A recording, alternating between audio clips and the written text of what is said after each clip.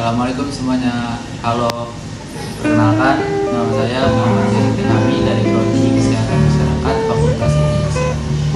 Dan kini saya ingin menjelaskan apa sih itu bully dan dampaknya sama manfaat tolong sesama manusia.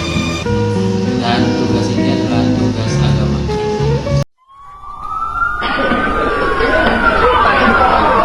Mengenai kasus bullying atau tindak penindasan yang terjadi di lingkungan pendidikan yang dilakukan oleh sejumlah SMP negeri di Mamuju, Cilacap, Jawa Tengah viral dan kasus ini sekolahnya sejumlah pihak.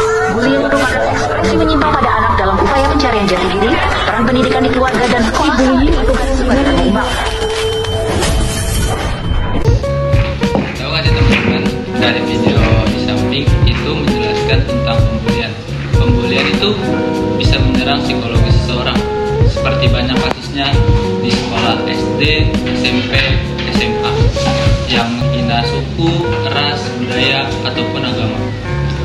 Secara tidak langsung, pembulian itu dalam hal bercanda. Namun bercandanya itu tidak sesuai dengan apa yang dia katakan gitu, yang bisa menyerang atau menyakiti hati manusia. Ini kawan-kawan, ya seperti yang sudah saya jelaskan tadi, kita tidak boleh jika kita melihat teman kita ada diskriminasi, kita tidak boleh ikut campur. Boleh ikut campur, tapi kita berpihak pada yang benar. Tidak boleh kita membesar-besarkan, karena itu tidak boleh di dalam agama kita. Seperti yang aku dengar di ceramahnya Ustaz Hadi Hidayat seperti berikut.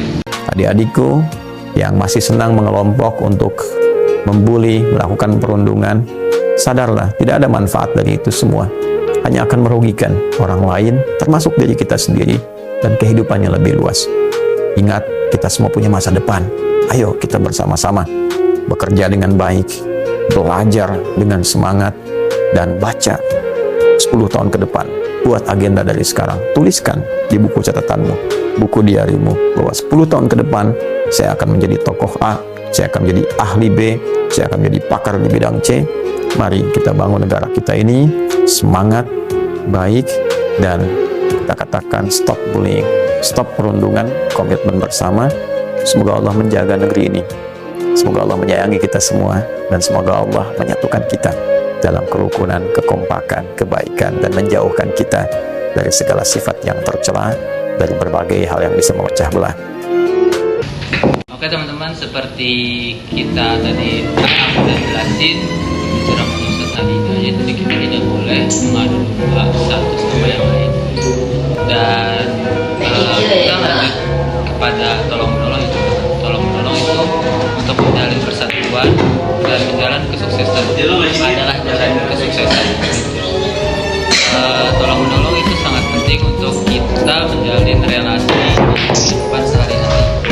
Seperti yang kita dapatkan, seperti kita melakukan perbuatan buruk, akan mendapat ganjaran buruk. Jikalau kita mengerjakan pekerjaan baik, akan mendapatkan ganjaran baik. Dan yang yang menjelaskan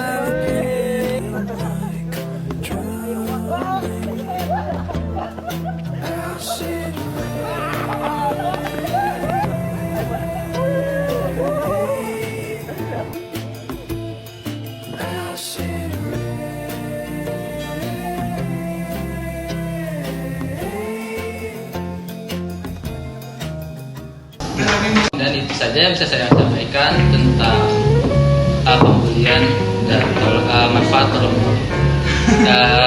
Saya harap kalian semua bisa menerapkan di kehidupannya.